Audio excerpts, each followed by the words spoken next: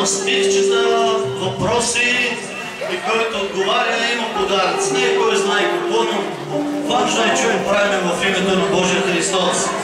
Всеки, който знае отговора и казва отговора, при зададения въпрос ще получи подарък. И така, Бог ви благослови. Искам да наведете главите си, за да се молим. Айде, да наведем главите си. Боже мой, на Тебе се молим тази вечер, Господи. И вярвам, че всичко е в Твоята ръка, Боже мой.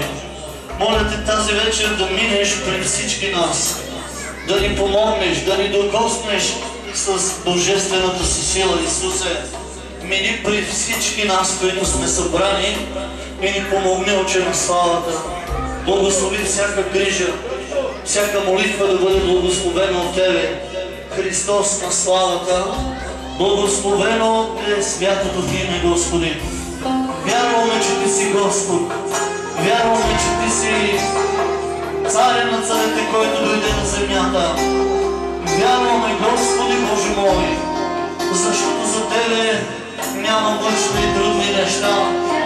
Тази вечер да преклониш ухото си към всяка молитва и да благословиш вечни.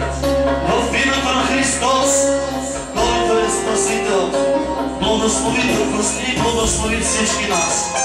Вечни в името на Христос! Алелуя! Святи и самогъщи! Можем ли да ставаме всички? Така да се поклоним на Бога, да му се покланяме на Христос.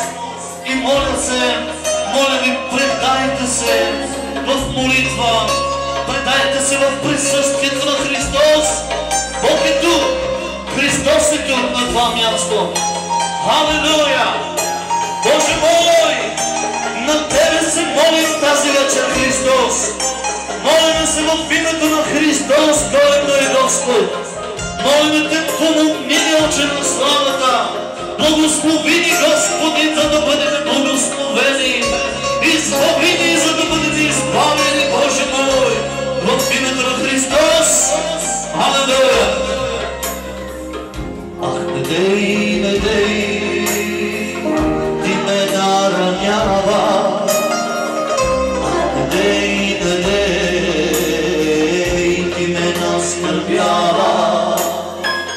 Виж кръвта тече на дървения кръст. Не отивай, чадо, повече слеза.